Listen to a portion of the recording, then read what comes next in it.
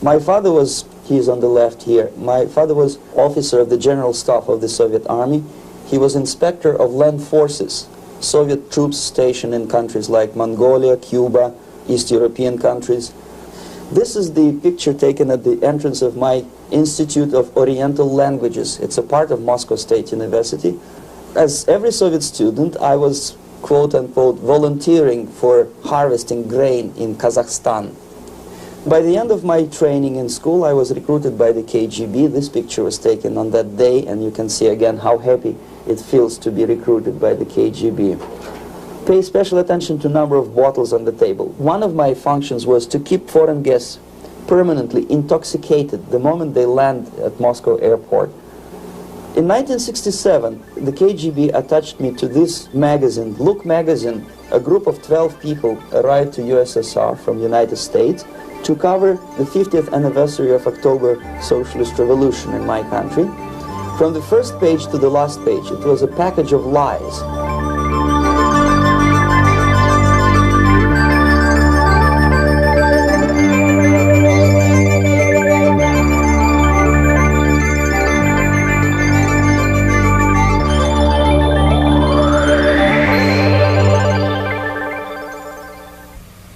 Our conversation is with Mr. Yuri Alexandrovich Bezmenov. Mr. Bezmenov was born in 1939 in a suburb of Moscow. He was the son of a high-ranking Soviet Army officer. He was educated in the elite schools inside the Soviet Union and became an expert in Indian culture and Indian languages. He had an outstanding career with Novosti, which was the, and still is, I should say, the press arm or the press agency of the Soviet Union. It turns out that this is also a front for the KGB.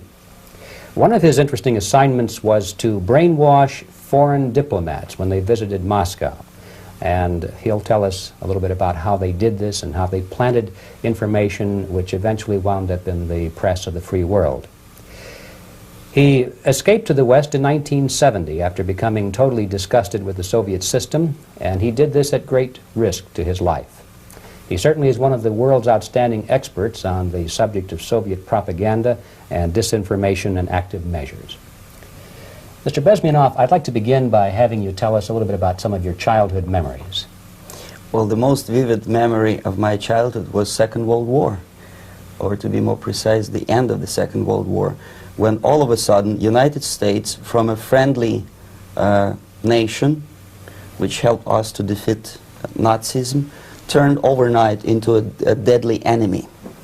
And it was very shocking because all newspapers were trying to present an image of belligerent, aggressive American imperialism. Most of the things that we were taught is that United States is aggressive power, which is just about to invade our beautiful, free, socialist country, that American CIA is dropping Colorado beetles on our beautiful potato fields to eliminate our crops, and each schoolboy had a picture of Colorado bug on the back page of his notebook, and we were instructed to go into collective fields to search for those little Colorado bugs. Of course we couldn't find any, neither we could find many potatoes, and that was explained again by the encroachments of the decadent imperialist power.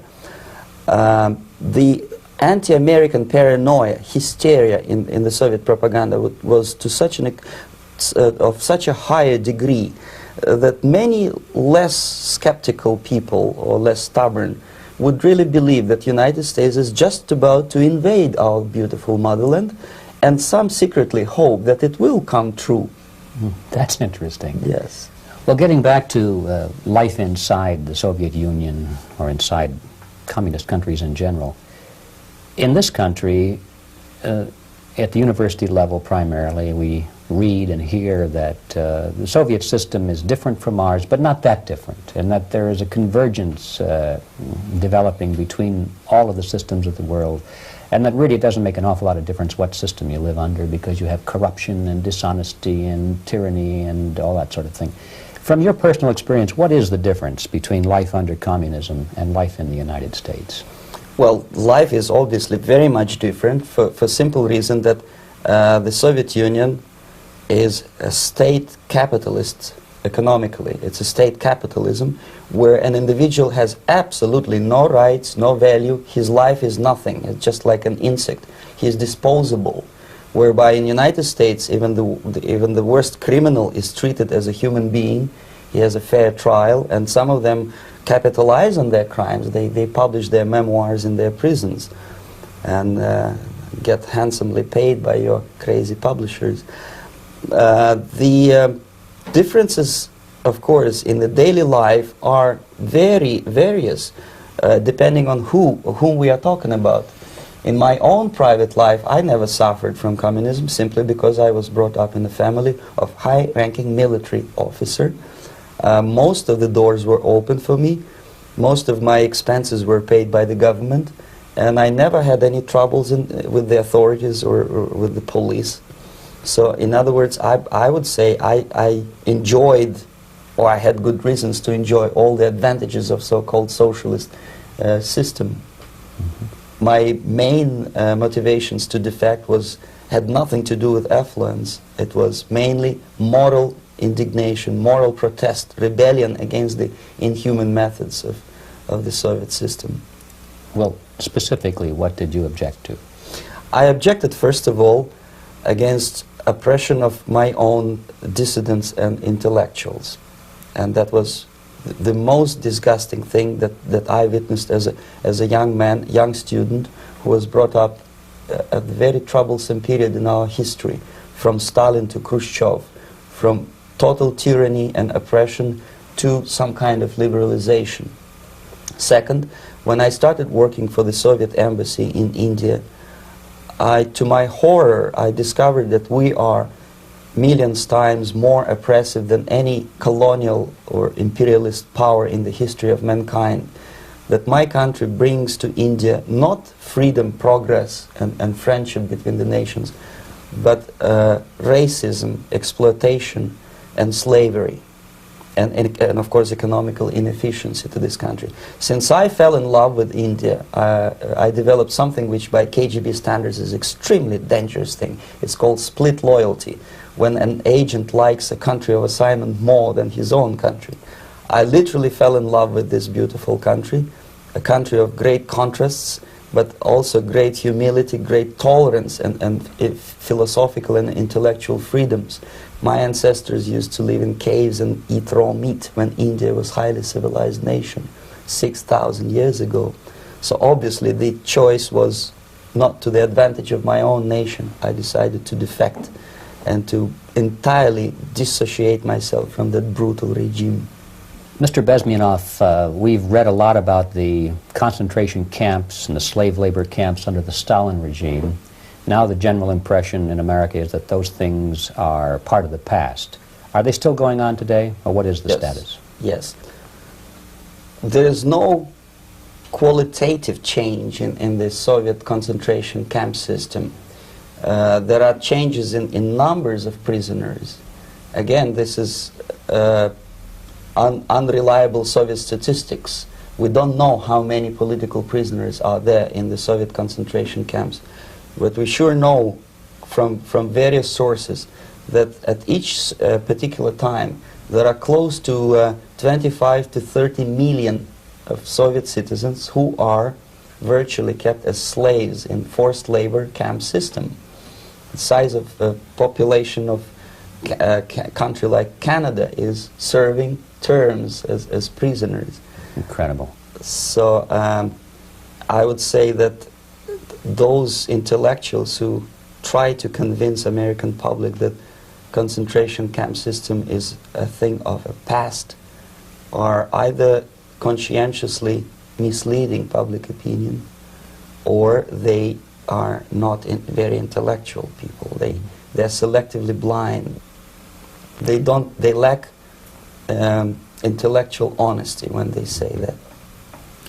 Well, we've spoken about the intellectuals in this country and also the intellectuals in the Soviet Union. What about down at the broad mass level? Do the people in general, the working people, the workers in general in the Soviet Union, do they support the system? Do they tolerate it? What is their attitude? Well, average Soviet citizen, if there is such an animal, of course, does not like the system because it hurts, it kills. He may not understand the reasons, he may not have enough information or educational background to understand. But I doubt very much there are many people who are conscientiously supporting the Soviet system. There are not such people in USSR. Even those who have all the reasons to enjoy socialism, people like myself, who were a member of journalistic elite, they also hate system for different reasons, though. Not because they lack material affluence, but because they are unfree to think, they're in constant fear, duplicity, split personality. And this is the greatest tragedy for my nation. Well, what do you think are the chances of the people actually overcoming their system or replacing it? There is a great possibility that system will sooner or later be destroyed from within. There is a self-destructive mechanism built into any socialist or communist or fascist system, because there is lack of feedback, because the system does not rely upon loyalty of population. But until this Soviet junta is being supported by the Western so-called imperialists, that is, multinational companies, establishments, governments, and let's face it, intellectuals, so-called academia in the United States is famous for supporting the Soviet system. As long as the Soviet junta will keep on receiving credits, money, technology, grain deals, and political recognition from all these traitors of democracy or freedom, there is no hope, there is not much hope for changes in my country, and the system will not collapse by itself simply because it's being nourished by so-called American imperialism. This is the greatest paradox in history of mankind, when capitalist world supports and actively nourishes its own destroyer, destructor. I think you're trying to tell us something. Oh, in yes. This country. I'm trying to tell you that it has to be stopped unless you want to end up in Gulag system and enjoy all the advantages of socialist equality. Working for free, catching fleas on your body, sleeping on planks of plywood in Alaska this time, I guess. That's where Americans will belong, unless they will wake up, of course, and force their government to stop aiding Soviet fascism. Well, you told us a moment ago why you left the system. I'd like to hear the details of how you did it. It must have been a very dangerous thing. It was not so dangerous, it was crazy. First of all, because defecting in India is virtually impossible, thanks to very strong pressure from the Soviet government. Excuse me, you were in India on assignment at that time? Yes, I was working for the Soviet embassy in New Delhi as a press officer. And defecting for a Soviet diplomat is next to impossible. It's a suicide, as I said, because a great friend Indira Gandhi pushed a law through parliament which says, and I quote, "No defector from any country has a right of political asylum in any embassy on the territory of Indian Republic," which is a masterpiece of hypocrisy. No other defector but the Soviet one needs a political asylum. So, knowing that perfectly well, I planned a craziest possible way to defect. I studied counterculture in India. There were thousands of young American boys and girls with no shoes, long hair, smoking hash and marijuana, studying sometimes Indian philosophy, sometimes simply pretending that they study. And they greatly annoyed Indian police, and they were laughing stock of Indians because obviously they were good-for-nothing students. I studied carefully where they congregate, what routes they travel, what language they speak, what do they smoke. And one day I simply joined a group of hippies to avoid detection of Indian police. I was dressed as a typical hippie with blue jeans, long kameez shirts with all kind of nice decorations like beads, long hairs, I bought a wig because for several weeks I had to turn myself from a conservative Soviet diplomat into a very progressive American hippie. And that was the only way that I could avoid detection. It was very interesting experience, but it was necessary because from my own knowledge as a member of Soviet embassy staff, I knew that there were many cases when Soviet defectors were betrayed by Indian police, and also some Western embassies played a very dirty role in betraying the Soviet defectors. According to our information, there were some, I wouldn't call them double agents, but simply immoral people working for this for the United States embassy, and confiding in people like this would be a suicide. So I had to be extremely careful. I could not trust anyone, and that was the reason for such a crazy way to defect. Well, had you been caught in the act of trying to get out, what would have happened to you? Oh, most likely I would end up in concentration camp, or depending on the situation and on the whim of some bureaucrat in KGB, maybe even executed. This is normal practice, quietly, of course, not publicly. But that would be the end of my defection, of course. Well, when did you finally make it to the United States? In 1970, after about 6 months of debriefing in Athens by the CIA, and I presume FBI too, they let me go first to Germany, then to Canada. That was my decision. I had to change my identity to protect my family and my friends in USSR. And also I was a little bit paranoid, knowing that both Soviet KGB and probably some double agents within the American system may be after me. So I wanted to settle down as far away as possible. I requested CIA to give me some kind of new identity and just let me go on my own. And I settled in Canada. I was a student. I changed many professions, from farm help and laundry truck driver to language instructor and broadcaster for Canadian Broadcasting Corporations in Montreal. Well, have you had any threats on your life or any yes. unpleasant In about 5 years, KGB eventually discovered that I am working for Canadian Broadcasting. I made a very big mistake. I started working for overseas service of CBC, which is similar to Voice of America, in Russian language. And of course, monitoring service in USSR picked up every new voice. Every new announcer they would make it a point to discover who he is. And in 5 years, sure enough, slowly but surely, they discovered that I am not Thomas Schumann, that I am Yuri Alexandrovich Bezmenov, and that I am working for Canadian Broadcasting, and undermining beautiful détente between Canada and USSR. And the Soviet ambassador Alexander Yakovlev made it his personal effort to discredit me. He complained to Pierre Trudeau, who is known to be a little bit soft on socialism. And the management of CBC behaved in a very strange, cowardly way, unbecoming to representatives of an independent country like Canada.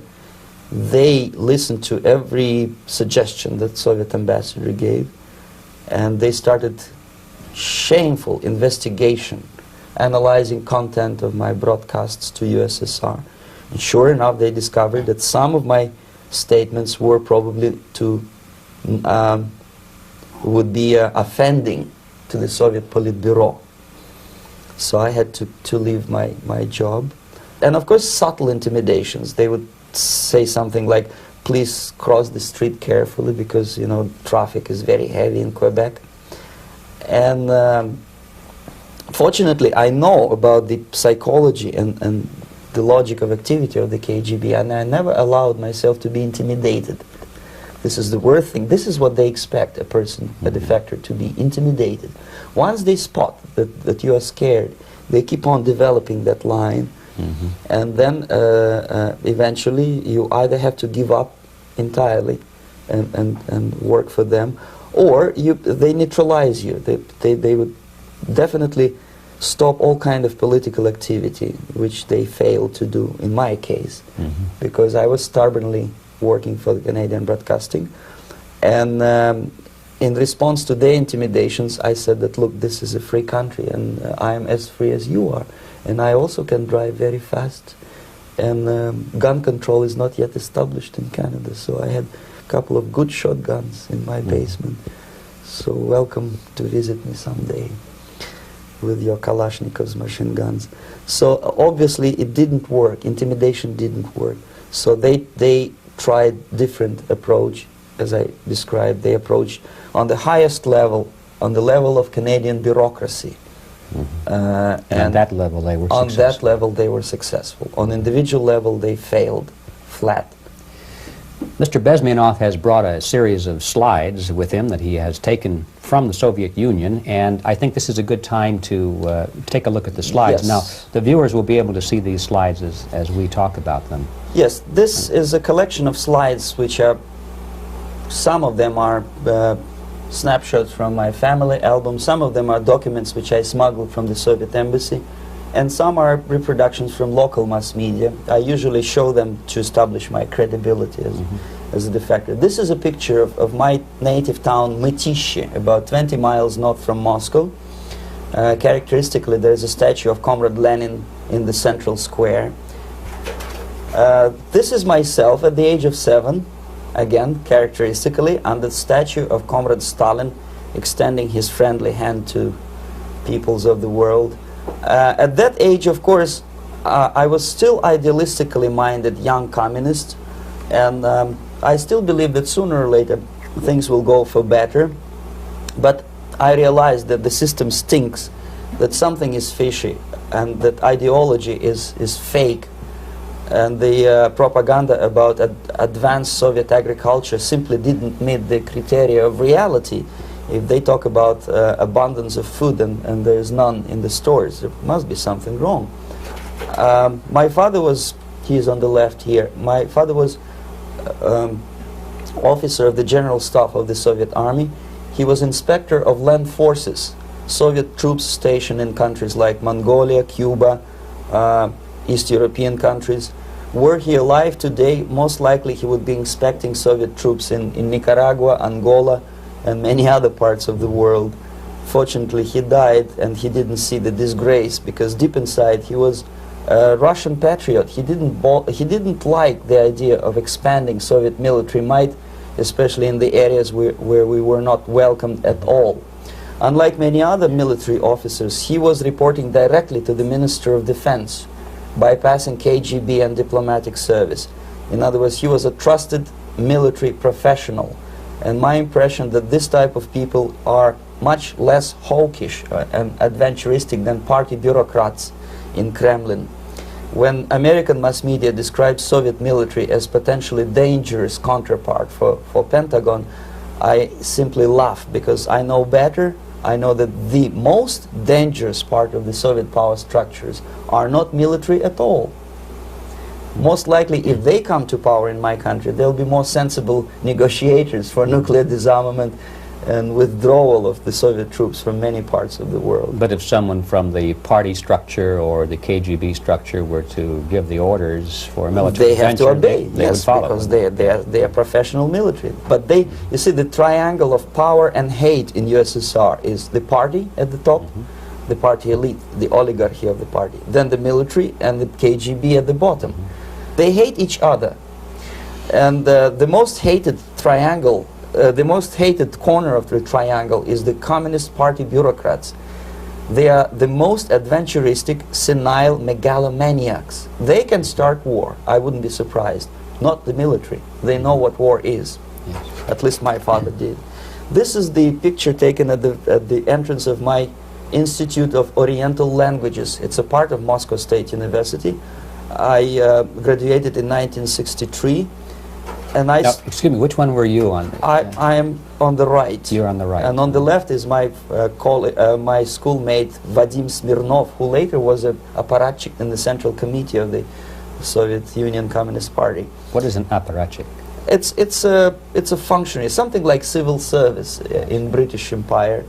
Someone who is never fired from the service. He stays there internally. He may not be promoted too high, but he's a dependable bureaucrat who will stay forever. I studied not only languages, but also history, literature, even music. I'm on this picture. I'm trying to learn how to play Indian musical instrument.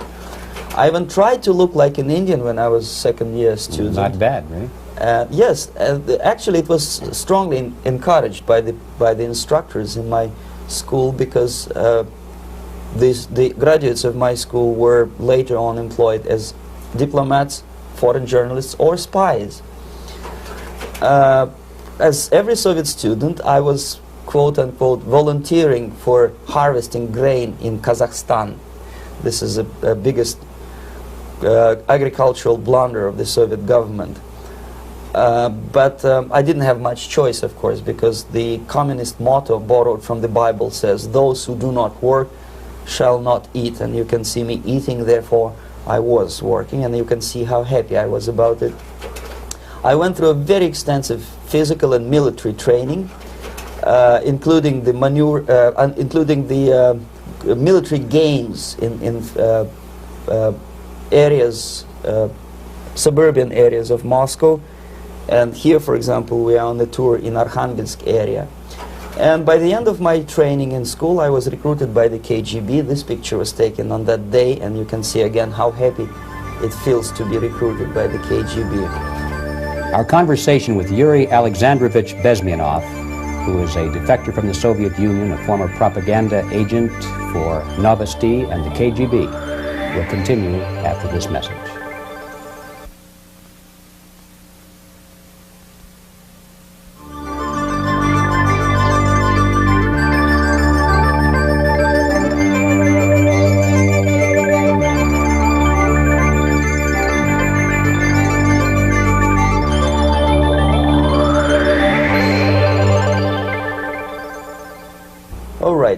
As every student in USSR, I went through very extensive physical and military training and civil defense training too. Unlike in the United States, where civil defense is virtually non-existent, zero.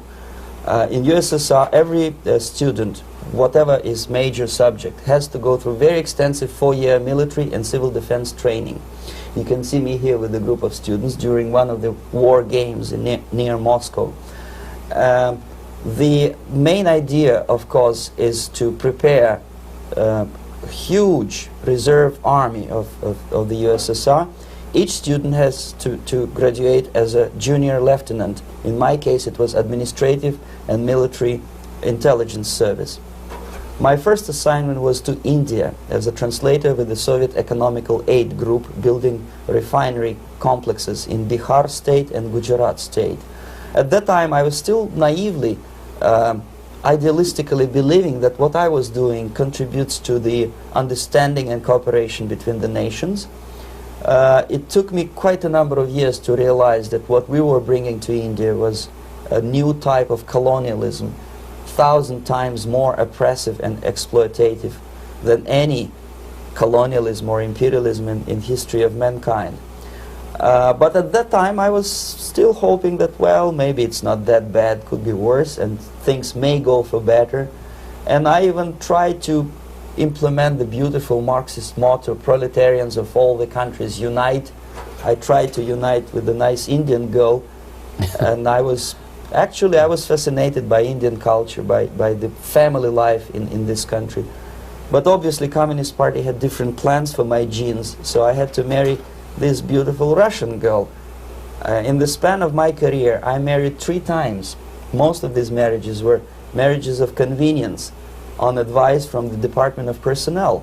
This is normal practice in USSR. When a Soviet citizen is assigned to a foreign job, he has to be married, either to keep family in USSR as hostages, or, if it's a convenience marriage like mine, so that the husband and wife are virtually informers on each other to prevent defection or contamination by decadent imperialist or capitalist ideas.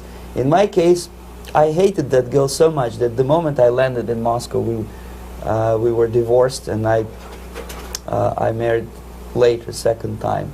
By the end of my first assignment in India, I was promoted to the position of public relation officer. You can see me here translating a speech by a Soviet boss. And you're on the right. I'm on the right here, yes. And it was, the occasion was commissioning of the refinery complex in Bihar, Barauni. Back in Moscow, I was immediately recruited by Novosti Press Agency, which is a propaganda and ideological subversion front for the KGB. 75% of the members of the Novosti are commissioned officers of the KGB. The other 25 are, like myself, co-opted agents who are assigned to specific operations. In this particular case, you can see me talking to students of Lumumba Friendship University in Moscow. This is a huge school under the direct control of the KGB and Central Committee, where future leaders of the so-called national liberation movements are being educated and selected carefully. And some of them have absolutely, this, for example, is a group of students from Lumumba. They don't look like students at all. They look more like military, and that's exactly what they were. They were dispatched back to their countries to be leaders of the so-called national liberation movements, or to be translated into normal human language, leaders of international terrorist groups.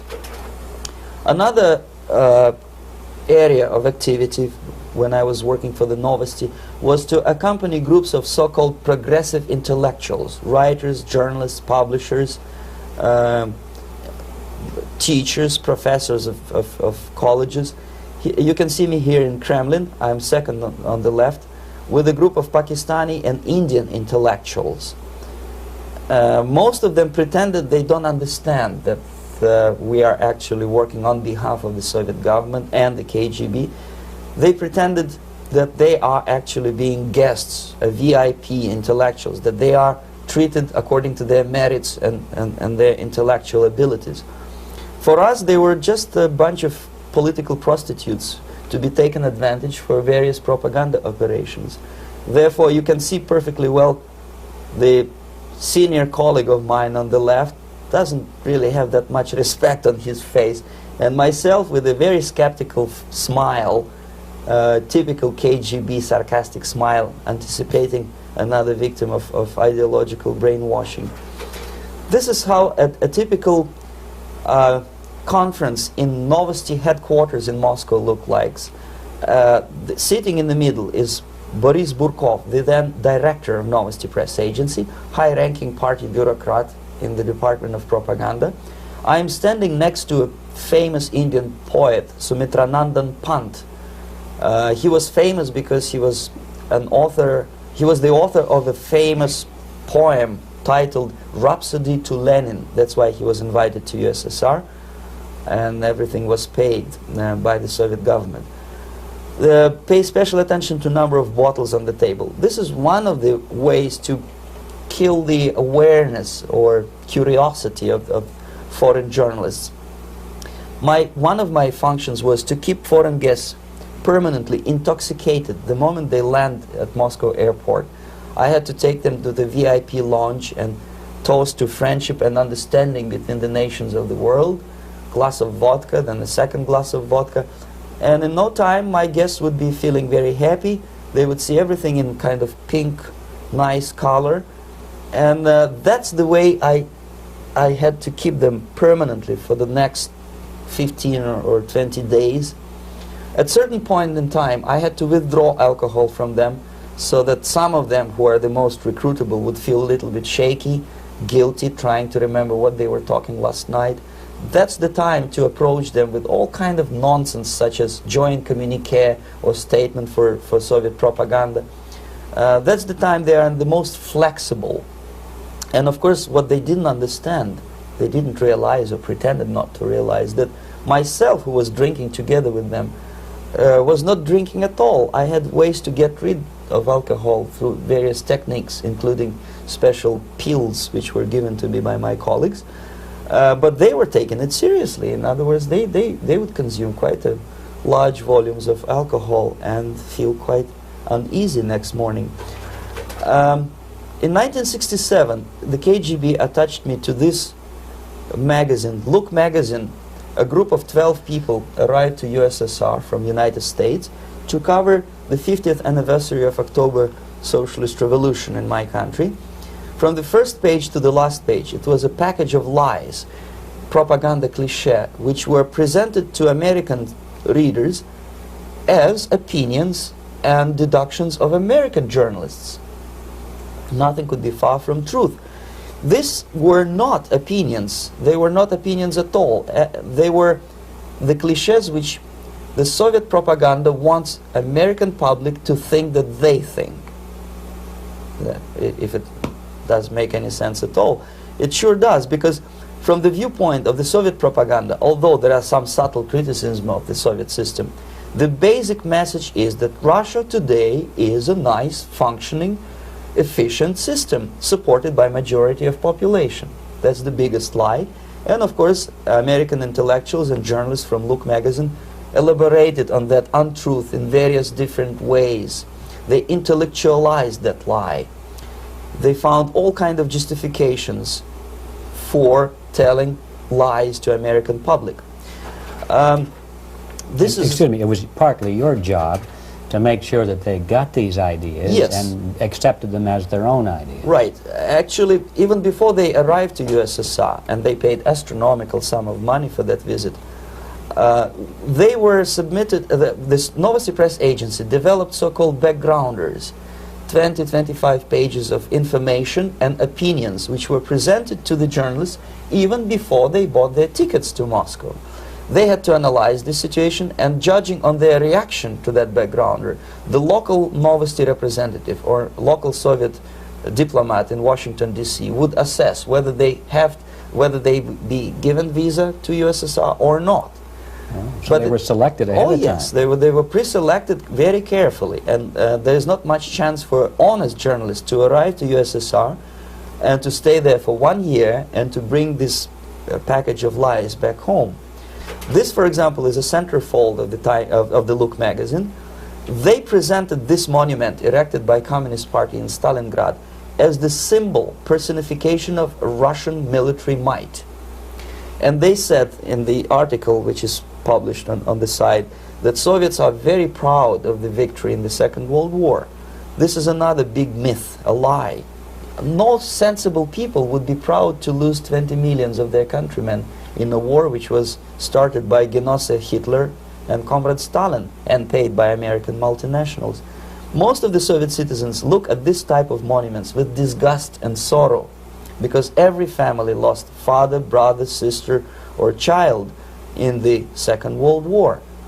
Yet American journalists who were trying to appease, to please their hosts, presented this picture on the centerfold as the symbol and personification of Soviet national, they call it Russian national spirit. And it was greatest misconception and a very tragic misunderstanding. Of course, Look magazine was not distributed in USSR. The main audience was in the United States. But I presume that many Americans, millions of Americans who were reading Look magazine at that time, had absolutely wrong idea about the sentiments of my nation, about what the Soviets are proud of and what they hate. This is a group, you see the same lady with the sword in Stalingrad. This is the group of journalists. Myself is in the center with the same devilish smile. And Mr. Philip Harrington is on the extreme left there with his camera. This is the gentleman which was so deaf or so uninterested in what I had to say to him. This is the same picture, a blow-up of the same picture. Many guests from various countries, in this particular case from Asia and Africa, were taken by me as a Novosti Press Agency employee for a tour across Siberia, for example. We would show them typical kindergarten, you see, nothing special by American standards, just nice children sitting, eating their breakfast or lunch. What they could not understand, or they pretended not to understand, that this is an exemplary kindergarten. This is not the kindergarten for average person or average family in USSR. And we maintain that illusion in their minds. You can see myself under the red spot in the middle there, with the same business-like expression. I'm doing my job. That's what I'm assigned to do, and that's what I was paid to do. But deep inside, I still hope that at least some of these useful idiots would understand that what they are looking at has nothing to do with the level of affluence in my nation. This is a better picture which reflects the true spirit of the Soviet childhood. This picture was printed in a Canadian government publication by mistake. In the middle you can see children playing on a small courtyard, and the caption goes, "This is a typical kindergarten in Siberia." What these idiots didn't understand, that it is not kindergarten at all. It is a prison for children of political prisoners. But there was not a single mentioning that what they were visiting actually was an area of concentration camps. And the job of people like myself to help them to not to notice that they are actually talking to prisoners. Most of the children were dressed, especially on the occasion of the foreigners' visit. Of course, there were no corpses on the ground. There were no machine gun guards. And well, it looks not very pleasant, as you see. It looks dull, but obviously it does not create an impression that this is actually a prison. Well, did any of the journalists have the curiosity to ask about prisons and that kind of thing? Yes. They were in Siberia. This Yes. is what you associate. Yes, some of them asked questions, and naturally we would give them, for the stupid question, we give them stupid answer. No, there are no prisons in Siberia. No, most of the people who you see are free citizens of USSR. They are very happy to be here, and they are contributing to the glory of the socialist system. Some of them pretended that they believe what I was telling them, and most of them, we may discuss it later, what are the motivations of these people? Why would they stubbornly bring lies to their own population through their own mass media? I have various answers to this. There is not a single explanation. It's a complex of explanations. It's fear, pure biological fear. They understand that they are on the territory of an enemy state, a police state. And just to save their rotten skins and their miserable jobs, their affluence back home, they would prefer to tell a lie than to ask truthful questions and report truthful information. Second, most of these schmucks were afraid to lose their jobs, because obviously if you tell truth about my country, you will not last long as a correspondent of New York Times or Los Angeles Times. They will fire you. What kind of correspondent are you? You obviously cannot find common language with Russians if they kick you out in 24 hours. So just by trying to be conformist to their own editorial bosses, they tried not to offend the sentiments of the Soviet administrators and people like myself. Deep inside, I hope they would insult my or offend my sentiments. Obviously, they preferred not to. Another reason, I refuse to believe it, but obviously, there is another reason. Obviously, it's a greed.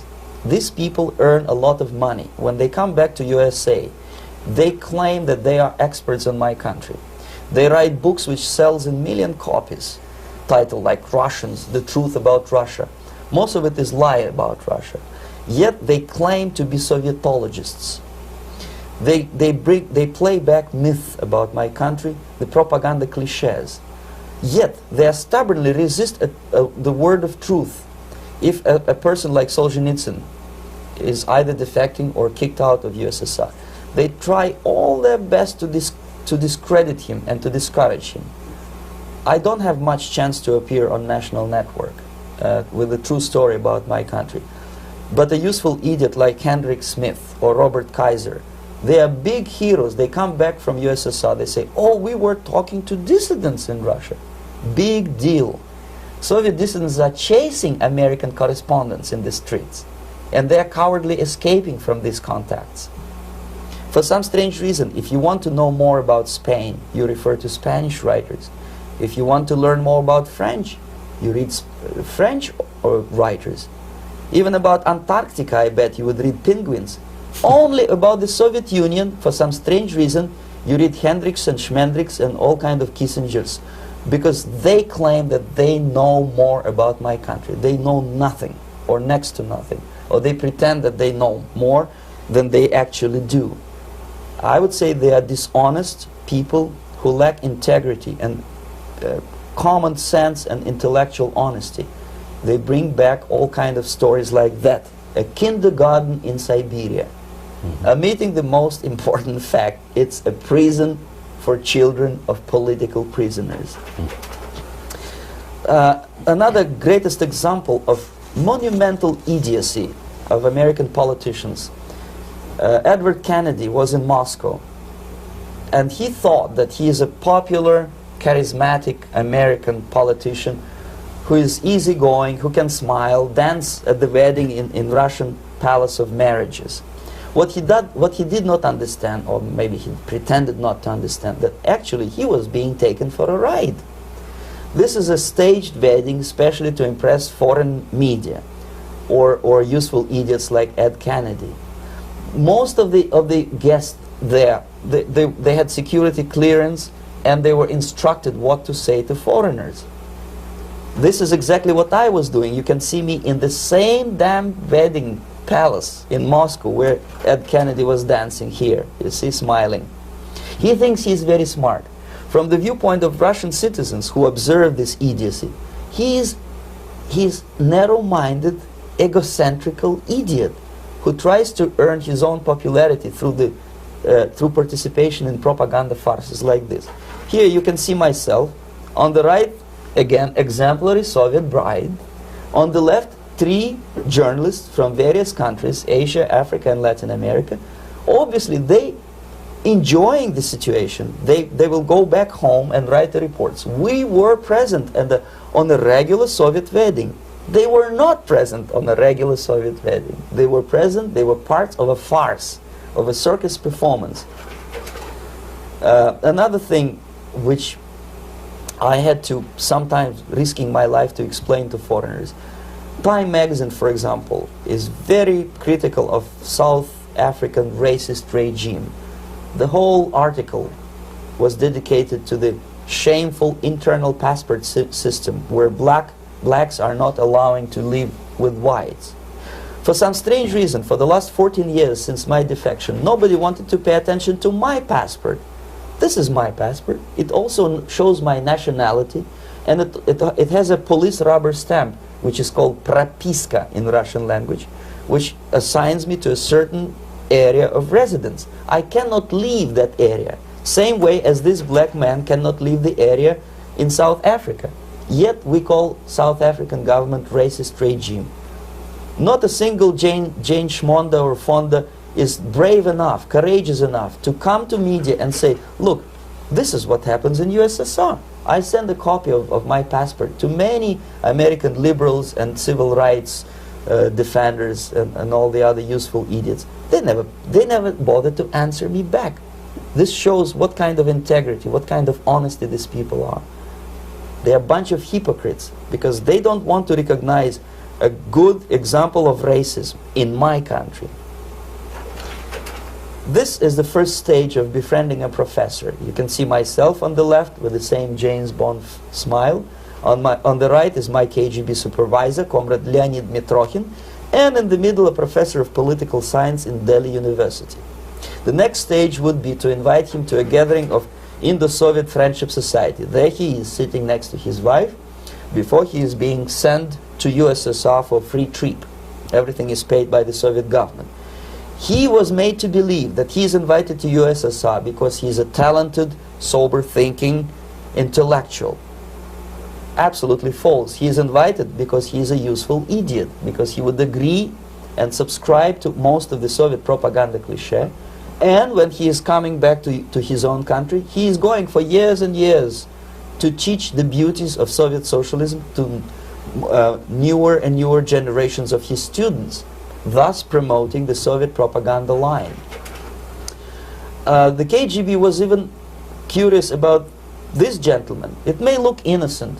Maharishi Mahesh Yogi, a great spiritual leader, or maybe a great charlatan and crook, depending on from which side you are looking at him.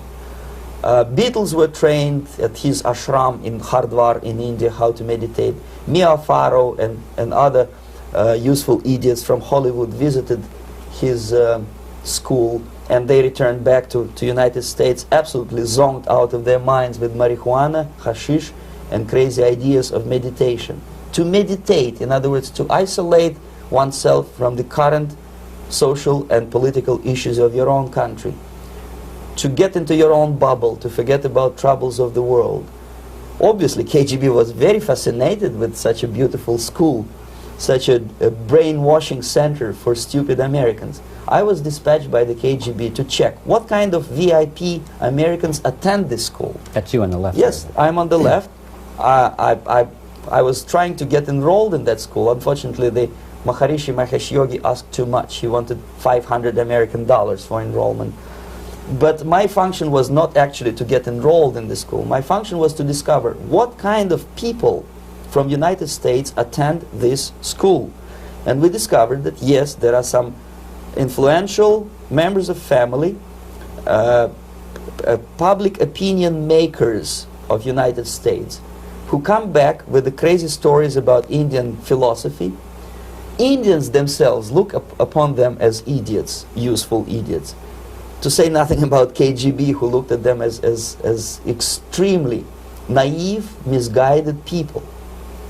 Obviously, a VIP, say a wife of a congressman or a prominent Hollywood personality, after being trained in that school, is much more instrumental in the hands of manipulators of public opinion and KGB than a normal person who understands, who looks through this type of fake religious training. Why would they be more susceptible to manipulation? I just mentioned that because, you see, a person who is too much involved in introspective meditation.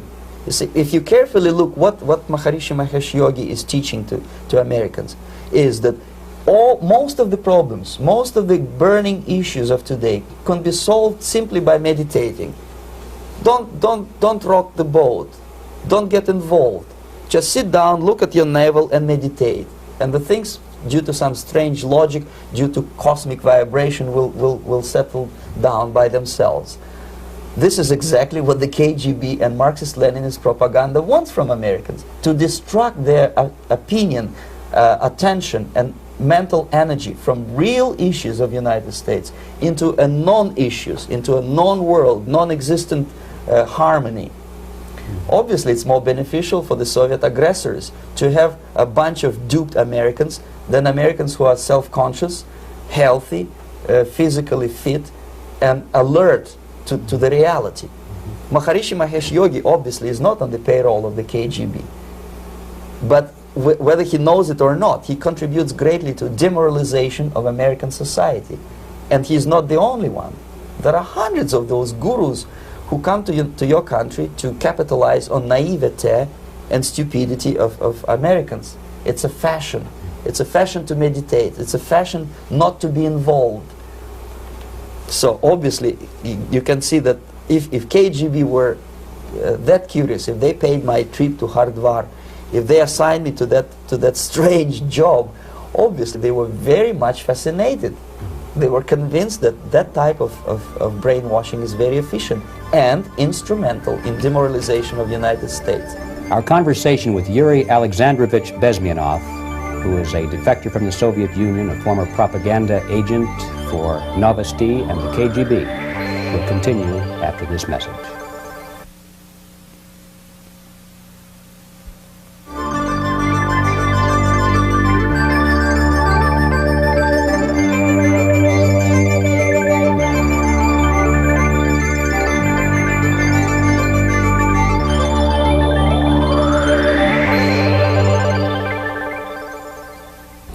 This picture shows the part of the building of USSR embassy, and my supervisors. On the left is Comrade Mehdi, an Indian communist, and on the right, Comrade Mitrokhin, my supervisors in the secret department of research and counter-propaganda. It has nothing to do with either research or counter-propaganda. Most of the activity of that department was to compile huge volume of information on individuals who were instrumental in creating public opinion. Publishers, editors, journalists, actors, educationalists, professors of political science, members of parliament, representatives of business circles. Most of these people were divided roughly in two groups. Those who would toe the Soviet foreign policy, they would be promoted to the positions of power through media and public opinion manipulation.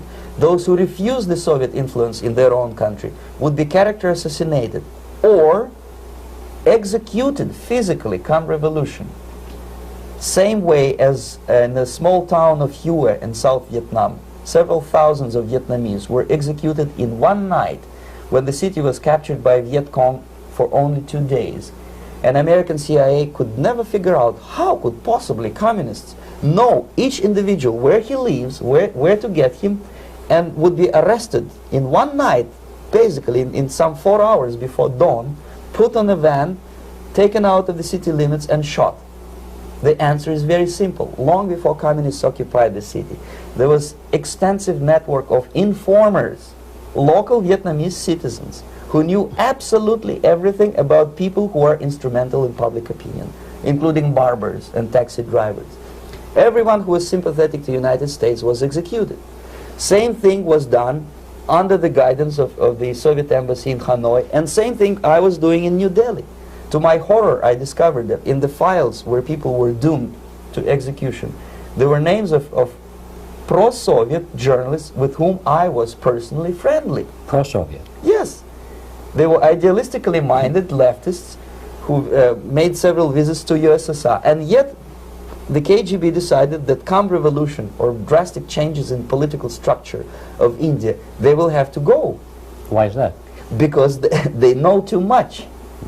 Simply because, you see, the useful idiots, the leftists who are idealistically believing in the beauty of Soviet socialist or communist or whatever system, when they get disillusioned, they become the worst enemies. That's why my KGB instructors specifically made a point, never bother with leftists. Forget about these political prostitutes.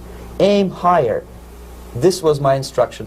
Try to get into large circulation, established conservative media. Rich, filthy rich movie makers, intellectuals, so-called academic circles. Cynical, egocentric people who can look into your eyes with angelic expression and tell you a lie. These are the most recruitable people, people who lack moral principles, who are either too greedy or too suffer from self-importance. They feel that they matter a lot. These are the people who KGB wanted very much to recruit. But to eliminate the others, to execute the others, don't they serve some purpose? Wouldn't they be the ones they rely on? They serve purpose only at the stage of destabilization of a nation. For example, your leftists in United States, all these professors and all these beautiful civil rights defenders, they are instrumental in the process of the subversion only to destabilize the nation. When their job is completed, they are not needed anymore. They know too much. Some of them, when they get disillusioned, when they see that Marxist-Leninists come to power, obviously they get offended. They think that they will come to power. That will never happen, of course. They will be lined up against the wall and shot. But they may turn into the most bitter enemies of Marxist-Leninists when they come to power. And that's what happened in Nicaragua. You remember most of these former Marxist-Leninists were either put to prison or one of them split, and now he's working against Sandinistas. It happened in Grenada when Maurice Bishop was already a Marxist. He was executed by a new Marxist who was more Marxist than this Marxist. Same happened in Afghanistan when first there was Taraki, he was killed by Amin, then Amin was killed by Babrak Karmal with the help of KGB.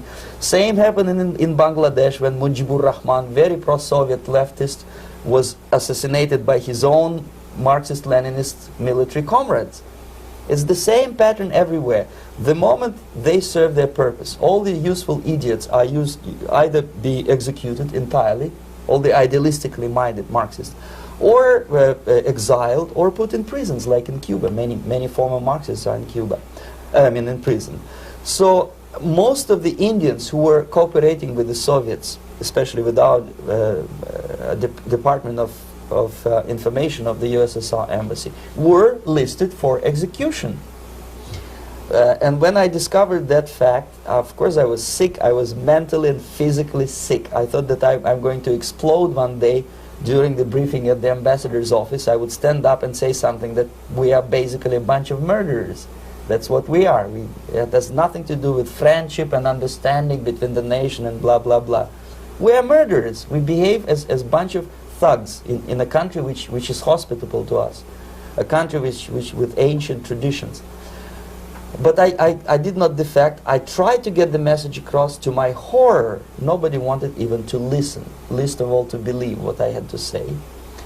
And I tried all kinds of tricks. I would leak information through letters or lost documents or something like that. And still I got no message. The message was not published, even in the conservative mass media of India.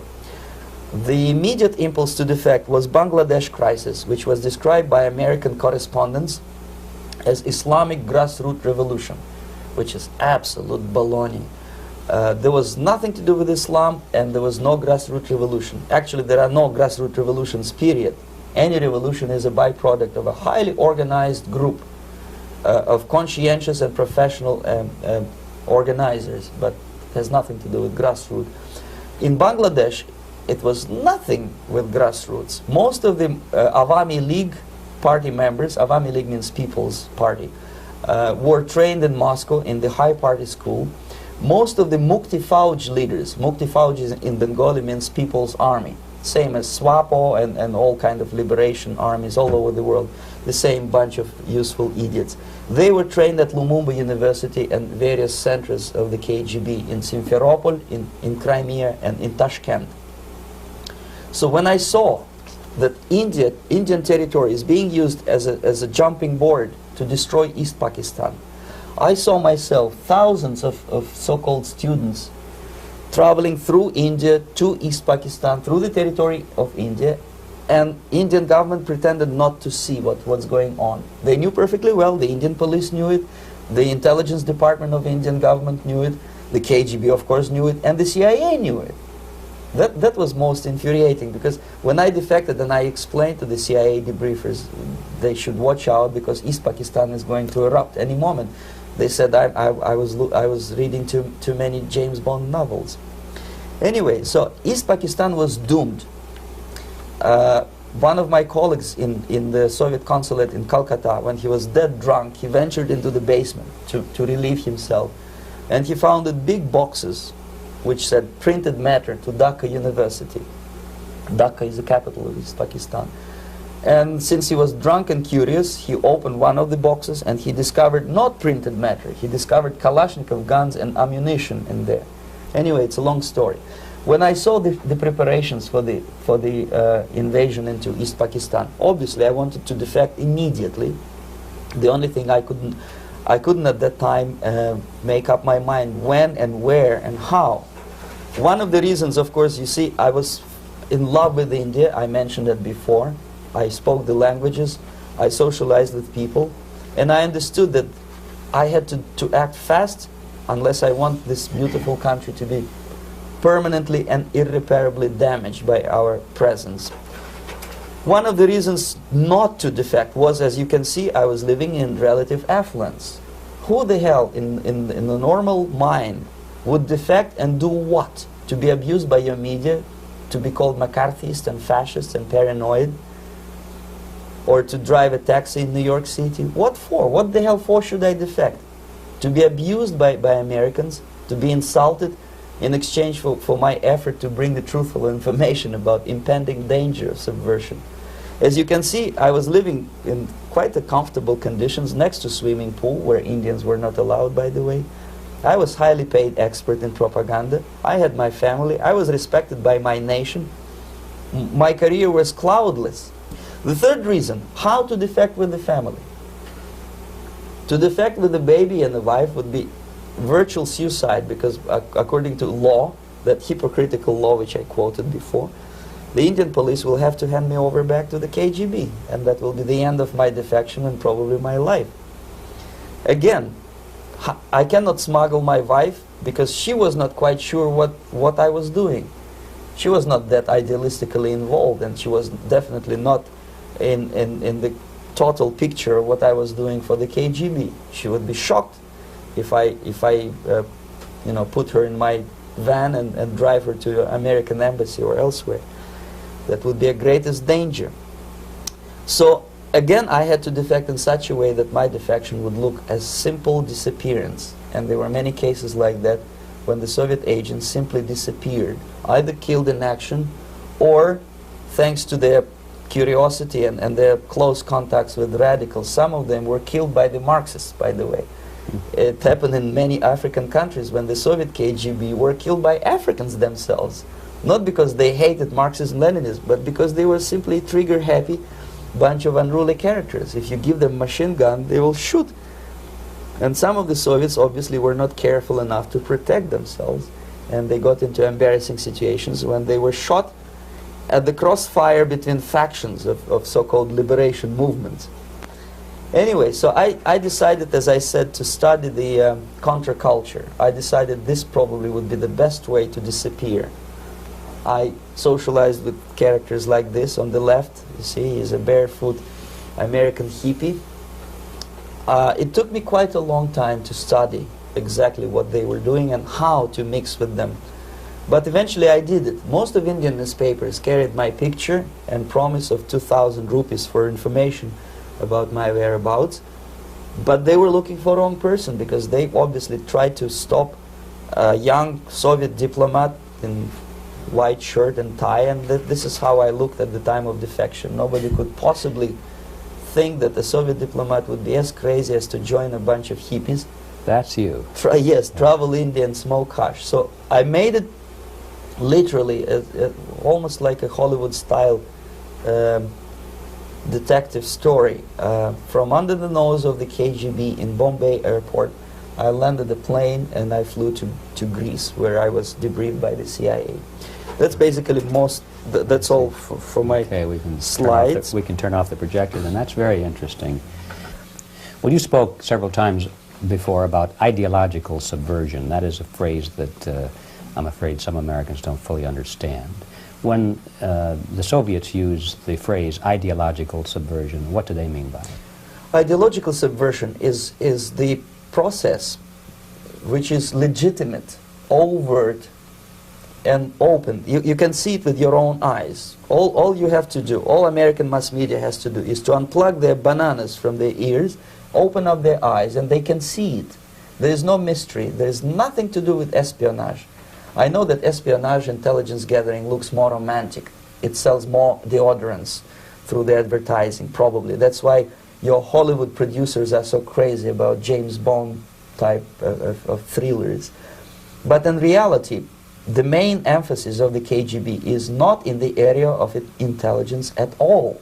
According to my opinion and opinion of many defectors of my caliber, only about 15% of time, money, and manpower is spent on espionage as such. The other 85% is a slow process which we call either ideological subversion or active measures, активные мероприятия in the language of the KGB, or psychological warfare.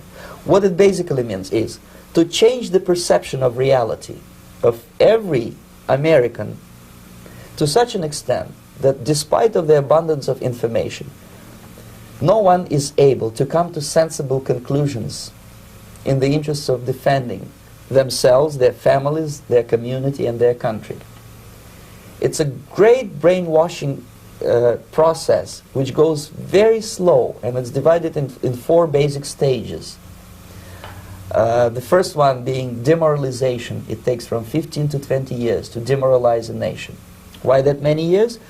Because this is the minimum number of years which requires to educate one generation of students in the country of your enemy, exposed to the ideology of the enemy. In other words, Marxism-Leninism ideology is being pumped into the soft heads of at least 3 generations of American students without being challenged or counterbalanced by the basic values of Americanism, American patriotism. The result you can see. Most of the people who graduated in the 60s, dropouts or half-baked intellectuals, are now occupying the positions of power in the government, civil service, business, mass media, educational system. You are stuck with them. You cannot get rid of them. They are contaminated. They are programmed to think and react to certain stimuli in a certain pattern. You cannot change their mind, even if you expose them to authentic information, even if you prove that white is white and black is black. You still cannot change the basic perception and the logic of behavior. In other words, these people, the process of demoralization is complete and irreversible. To get rid society of these people, you need another 20 or 15 years to educate a new generation of patriotically minded and common sense people who would be acting in favor and in the interests of United States society. And yet these people who've been programmed and, as you say, in place and Yes. who are favorable to an opening with the Soviet concept, these are the very people who would be marked for extermination in this country? Most of them, yes. Simply because the psychological shock when they will see in future what the beautiful society of equality and social justice means in practice, obviously they will revolt. They will be very unhappy, frustrated people. And the Marxist-Leninist regime does not tolerate these people. Obviously they will join the links of dissenters, dissidents. Yes. Unlike in present United States, there will be no place for dissent in future Marxist-Leninist America. Here you can get popular like Daniel Ellsberg and filthy rich like Jane Fonda for being dissident, for criticizing your Pentagon. In future, these people will be simply squashed like cockroaches. Nobody is going to pay them nothing for their beautiful, noble ideas of equality. This they don't understand, and it will be greatest shock for them, of course. The demoralization process in the United States is basically completed already. For the last 25 years. Actually, it's overfulfilled, because demoralization now reaches such areas where previously not even Comrade Andropov and all his experts would even dream of such a tremendous success. Most of it is done by Americans to Americans, thanks to lack of moral standards. As I mentioned before, exposure to true information does not matter anymore. A person who was demoralized is unable to assess true information. The facts tell nothing to him. Even if I shower him with information, with authentic proof, with documents, with pictures, even if I take him by force to the Soviet Union and show him concentration camp, he will refuse to believe it until he is going to receive a kick in his fat bottom. When a military boot crashes his, then he will understand, but not before that. That's the tragic of the situation of demoralization. So basically America is stuck with demoralization, and unless, even if you start right now, here, this minute, you start educating new generation of Americans, it will still take you 15 to 20 years to turn the tide of ideological perception of reality back to normalcy and patriotism. The next stage is destabilization. This time, subverter does not care about your ideas and the patterns of your consumption. Whether you eat junk food and get fat and flabby, doesn't matter anymore. This time, and it takes only from 2 to 5 years to destabilize a nation, what matters is essentials: economy, foreign relations, defense systems. And you can see it quite clearly that in some areas, in such sensitive areas as defense and economy, the influence of Marxist-Leninist ideas in the United States is absolutely fantastic. I could never believe it 14 years ago when I landed in this part of the world, that the process will go that fast. The next stage, of course, is crisis. It may take only up to 6 weeks to bring a country to the verge of crisis. You can see it in Central America now. And after crisis, with a violent change of power, structure, and economy, you have so-called the period of normalization. It may last indefinitely. Normalization is a cynical expression borrowed from Soviet propaganda. When the Soviet tanks moved into Czechoslovakia in '68, Comrade Brezhnev said, "Now the situation in brotherly Czechoslovakia is normalized." This is what will happen in the United States if you allow all these schmucks to bring the country to crisis, to promise people all kind of goodies and the paradise on earth, to destabilize your economy, to eliminate the principle of free market competition, and to put a big brother government in Washington, D.C., with benevolent dictators like Walter Mondale, who will promise lots of things, never mind whether the promises are fulfillable or not. He will go to Moscow to kiss the bottoms of new generation of Soviet assassins, never mind. He will create false illusions that the situation is under control. Situation is not under control. Situation is disgustingly out of control. Most of the American politicians, media, and educational system trains another generation of people who think they are living at a peacetime. False. The United States is in a state of war, undeclared total war against the basic principles and the foundations of this system. And the initiator of this war is not Comrade Andropov, of course. It's the system. However ridiculous it may sound, the world communist system or the world communist conspiracy, whether I scare some people or not, I don't give a hoot. If you are not scared by now, nothing can scare you. But you don't have to be paranoid about it. What actually happens now, that unlike myself, you have literally several years to live on unless the United States wake up.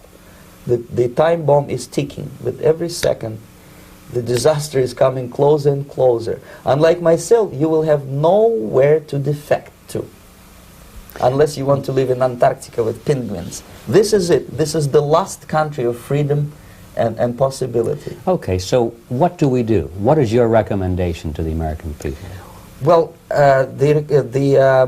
the immediate thing that comes to my mind is, of course, there must be a very strong national effort to educate people in the spirit of real patriotism, number one. Number two, to explain them the real danger of socialist, communist, whatever, welfare state, big brother government. If people will fail to grasp the impending danger of that development, nothing ever can help United States. You may kiss goodbye to your freedom, including freedoms to homosexuals, to prison inmate. All this freedom will vanish, evaporate in 5 seconds, including your precious lives. The second thing, the moment at least part of United States population is convinced that the danger is real, they have to force their government. And I'm not talking about sending letters, signing petitions, and all this beautiful, noble activity. I'm talking about forcing United States government to stop aiding communism. Because there is no other problem more burning and urgent than to stop the Soviet military-industrial complex from destroying whatever is left of the free world. And it is very easy to do. No credits, no technology, no money, no political or diplomatic recognition, and of course no such idiocy as grain deals to USSR. The Soviet people, 270 millions of Soviets, will be eternally thankful to you if you stop aiding a bunch of murderers who sit now in Kremlin and whom President Reagan respectfully calls government. They do not govern anything, least of all such complexity as the Soviet economy.